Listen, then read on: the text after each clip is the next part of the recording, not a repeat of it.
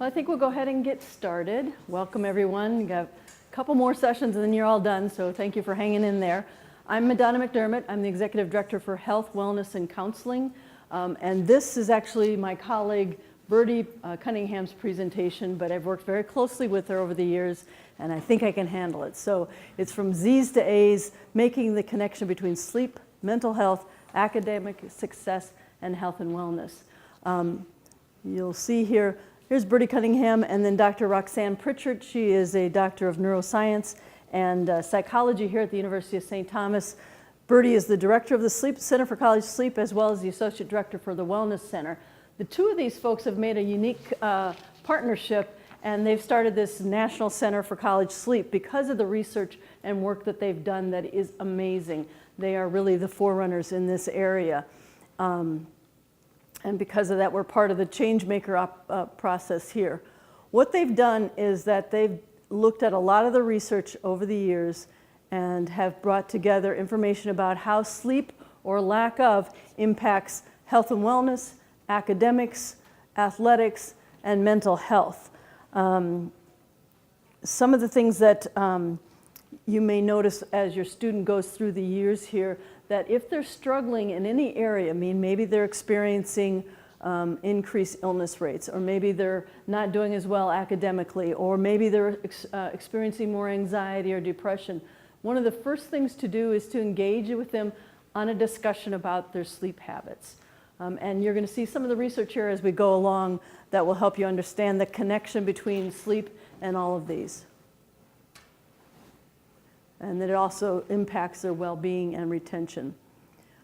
So if we look at, many of you know about Maslow's hierarchy of needs. This up here is where we want our students to be by the time they graduate. Self-actualized, really strong, independent young folks. But we have to start down at the bottom, which is they have to have enough food and air and water and shelter and clothing and sleep. Without adequate sleep, they can't process upward into being self-actualized young folks. You know, so in trying to help young adults understand that, it's like, well, if you only had about half the calories that you needed, how well do you think you would function? If you only had about half the oxygen that you needed, how well do you think your brain would be working? The same thing is with sleep. So this is, again, this is from, a lot of these are Roxanne's studies, Dr. Pritchard's studies, but this one, it shows high school, 9th grade, 10th grade, 11th grade, 12th grade. So getting to bed on the weeknight about 11, and then about 12:45 on the weekend. And then what happens freshman year of college? It's more than an hour difference later, hour and a half.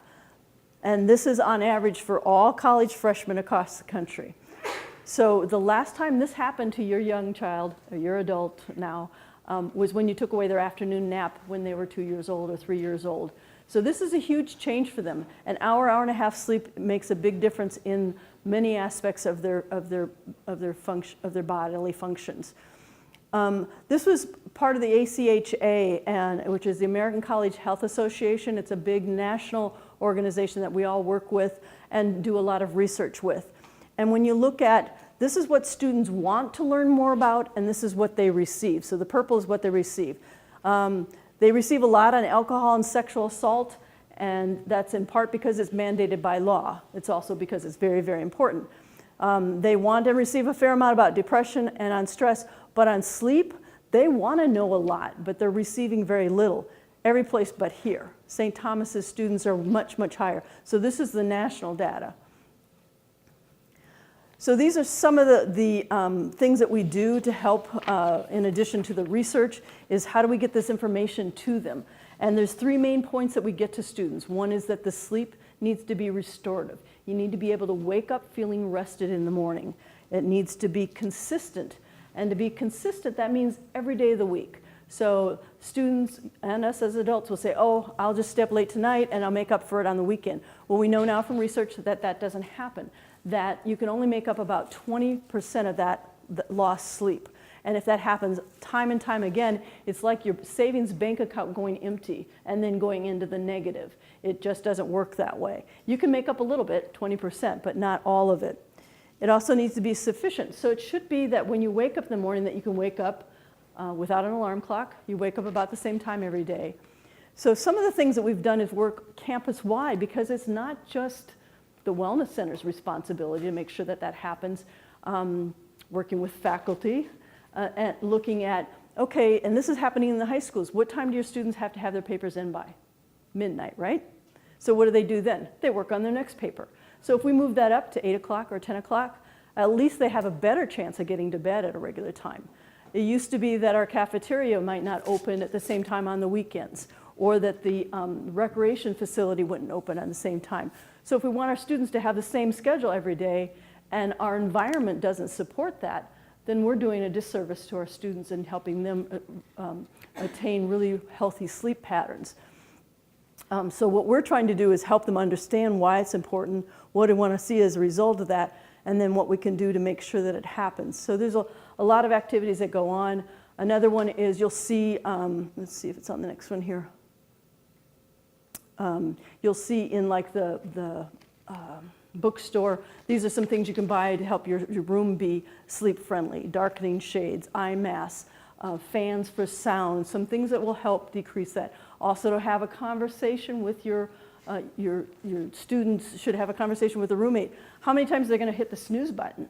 I mean, that could be really irritating. So the best thing to do is have that conversation before it even happens. And then the expectations, and they ask those questions, right? What time do you go to bed at night? And so making sure that some of the folks are a little bit better matched. So this looks at days of study. I think this is one of Dr. Pritchard's studies, looking at these days and what their stress level was. She also had them mark what their hours of sleep.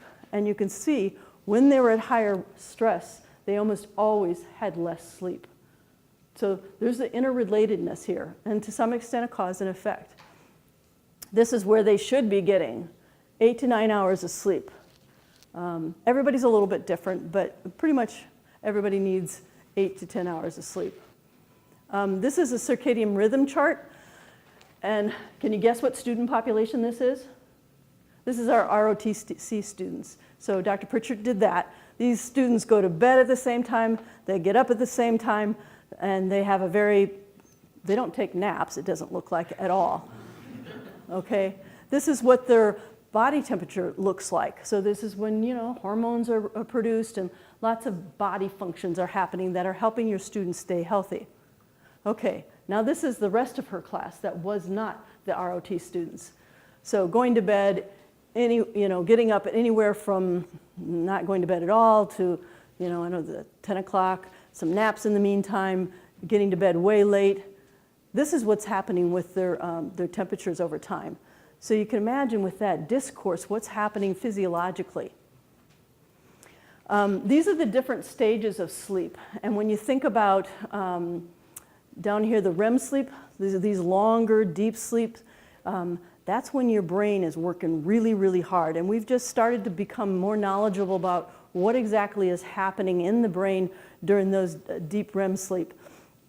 What happens here, Dr. Pritchard likes to talk about this as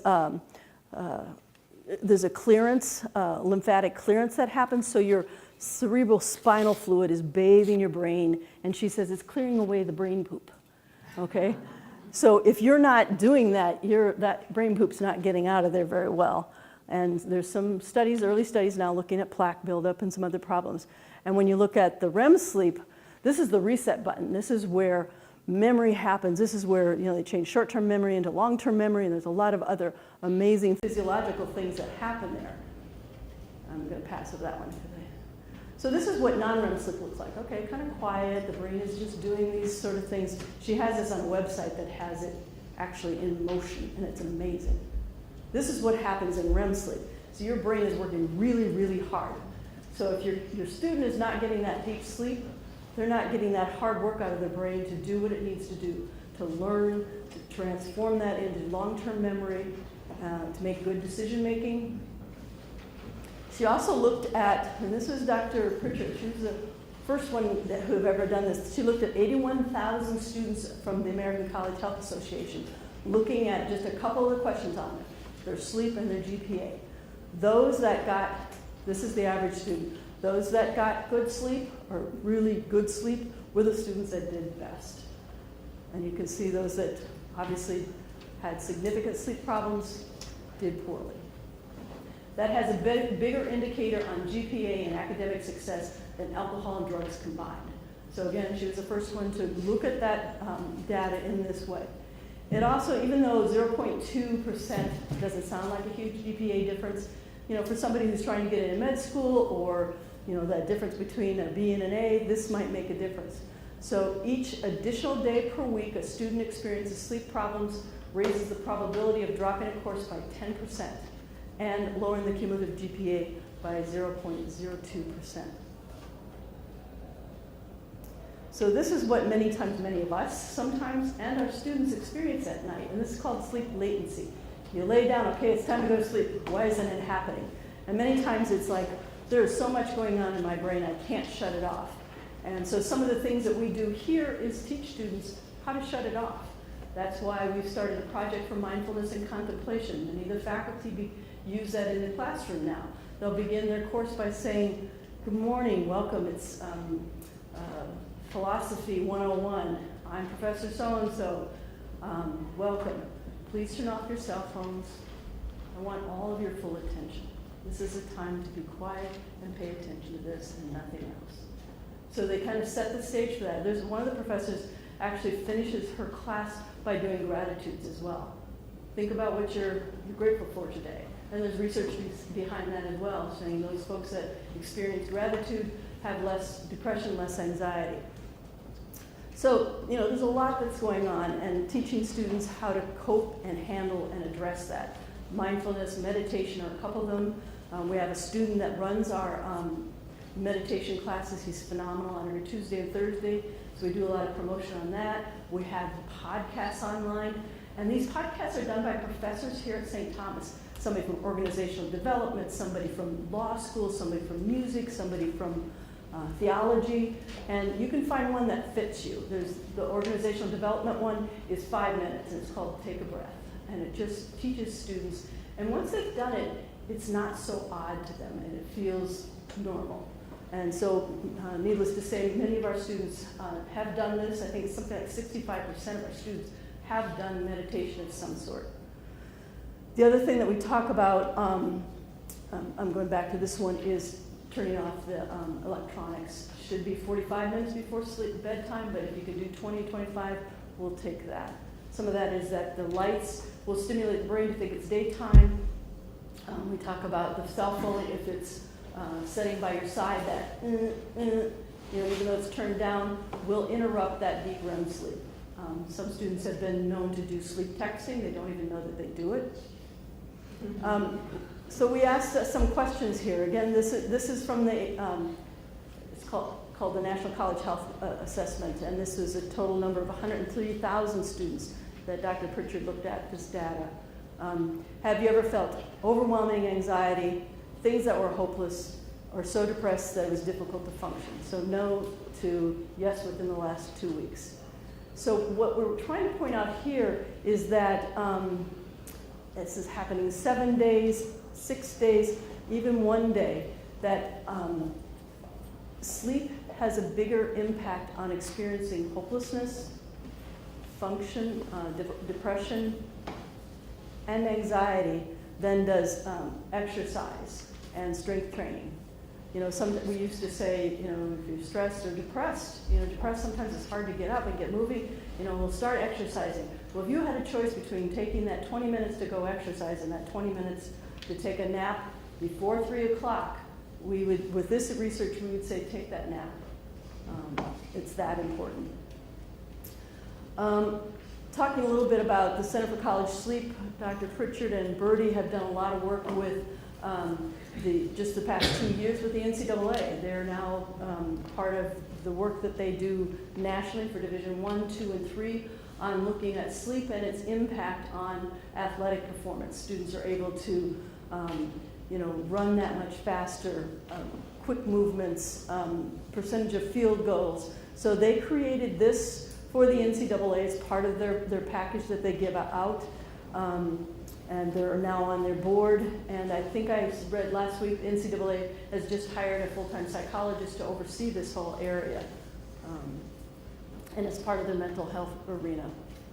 So these would be some of the examples that you'll see for your students. Many times the parents are asking, well, do our students get the same information? They do, but in a different way. They were going to get it throughout the entire year. They're going to get it at welcome weekend. Today wasn't the day to talk about sleep with them. But you know, some of the things I'll put out there is what do you need to have healthy sleep? What's in your room? The sleep challenge. Tommy's Unplugged might be the next one. Yeah, so it's encouraging students to unplug at least for a day. It might be a week. One of the students worked with Dr. Pritchard and did this really nice study, and I don't think I have it up here, but the study was not only what apps are the students going to, we all know Snapchat and Facebook, and but how long are they on them? But not only how long are they on them, but how long can they let it sit without touching it? Have you ever noticed that? I mean, my sophomore, she goes to sleep with it, you know, and I can talk and talk and talk, but she's beginning to get it. But what he found out, or Dr. Pritchard and the student, is that the behavior of not being able to let it sit for very long is similar to that of OCD. It's like it was seconds. You know, I need to check it, I need to check it, I need to check it. So it's doing some rewiring here that isn't necessarily healthy. And so wanting them to at least be aware of that, it's like, it's okay, you can let it go, you know, concentrate on here. We wonder, and we don't have the research yet to support it, but is that part of where we have the increased anxiety? Students are less comfortable with the face-to-face conversations because they do a lot of it using their texting. And we know that that's not the same. You can't do the facial recognition, you can't, you know, intonations aren't there, that sort of thing. And so trying to help them, you know, let that aside, enjoy the opportunities that you have here for interacting with other students and communicating perhaps in a different way. I know I went through this much quicker than Bertie would have, but in the end, what we want you to know about for your student is the impact that restorative, consistent, and sufficient sleep has on every aspect of your student's life, and even your life. I presented to the Board of Trustees I think it was last year, one of the priests said to me, he goes, I only get 5 hours of sleep a night. Do you think that's why I wrecked my car last night? It's like, yeah, it could be. You know, these are students, when you look at some of those sleep patterns that are out there driving at 3 o'clock in the afternoon. So we want to do what we can. And for students, they connect with the science behind this, rather than me as a parent telling them they should go to bed. They're doing some things within the residence hall. They're changing some of the lighting so it's not walk out in the hallway and it's, you know, brilliant light, so that it doesn't get them out of their really deep cycles very, very easily. So there's a lot of things that we can do environmentally. With the Center for College Sleep, they have a tool that many colleges are now using around the country, which is the environmental scan. What's the heating like? We worked with the physical plant here to turn down the heat in the buildings at some nights because we know that cooler air is easier for students to sleep, get better sleep. The lighting is another one. A lot of the rooms here have motion sensors, but even that, you want to make sure that it's the correct lighting. So we're working to change the culture because sleep influences every aspect of life. And I think it's been, you know, it's hitting the mainstream now, but I think the folks that we have here have been on the forefront and doing just some great stuff. In fact, they were gone last week. They were talking to a whole group of athletic directors from around the country about this. And if you have an opportunity to go it's called the Center for College Sleep. It's on the St. Thomas website. There's some great videos. The one that I especially like is where they interviewed like maybe 5 of the coaches, and they also interviewed a lot of, probably about 4 students, and how putting that up high on their priority list really changed their life. So if we can get it to happen sooner, I think it's good. So with that, I'm going to open up for a bit of time for a few questions before your next one. Yeah? For napping, is it good or bad? What time and for how long? Yep, that's a good question. I should have mentioned that. Napping is good. In fact, Coach Caruso, who's our football coach, he has a sign on his door, and he does take naps. So as long as before 3 o'clock and no longer than 20 minutes. So short and before 3 o'clock. That's the recommendation right now. Good question.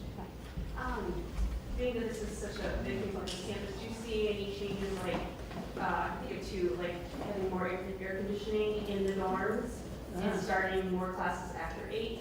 That's a good question. I haven't seen that level of environmental change. We are looking at building some new facilities in the future and maybe taking down some of the older ones. So I'm not sure it's the air conditioning is why, but it's probably some of the reasons that they just need to be better.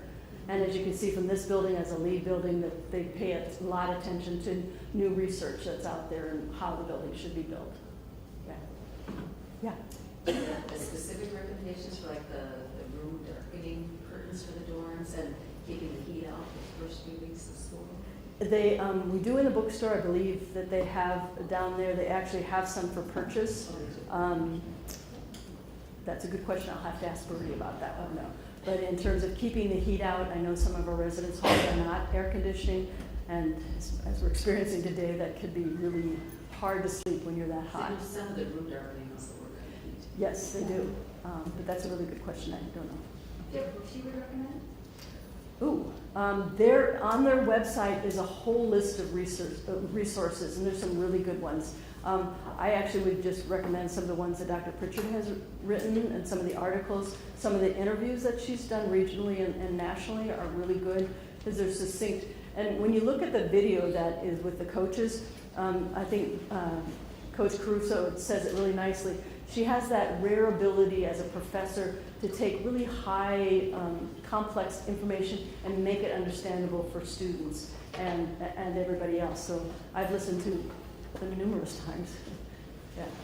What do they do about the noise level in the dorms? Because I know when I was in college, that was my challenge with sleep, was the controlling. Well, yep, I think that's a good question, which is about the noise, what students do about it. And one of the recommendations was to have like a fan or something running in your room to try to, as a white noise, to try to decrease that.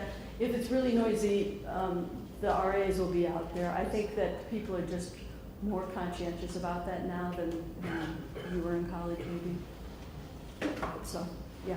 Are you tying anything into the study habits? Because you hear all the time, and I did it myself as a college kid, pull them all matters. Yep. You're done a project on the test, and yet I think the data shows that if you take the test fatigue, it's worse than taking it intoxicated. Yeah, and like I said, that they're in classrooms talking about this and doing presentations and workshops and in the residence halls. So trying to get the message across that if you're severely sleep deprived, it's like taking Benadryl or a beer, and you'd go into a class. Would you go into a class after taking a Benadryl or a beer? Probably not a good idea. Same thing if you go in and haven't pulled an all-nighter, you're not going to do as well. And you're not going to retain that information for the final. What is the exact website with her studies and books and everything? It's, I'm sorry, I should have that, Center for College Sleep. If you do an internal Google go to St. Thomas website and just Google sleep, that's what will come up. Okay. Yeah. So they're saying consistently every day of the week, go to bed at the same time, get up at the same time. Right. And knowing that that's really hard for many of us, but especially college students, it's more important that they get up at the same time. If they're going to go to bed at 2, once in a while, or 3, still get up at the same time. That's more important than the evening time one. Yep. All right, well, I think you're almost done, so hang in there. Thank you all very much, and have a good rest of your day.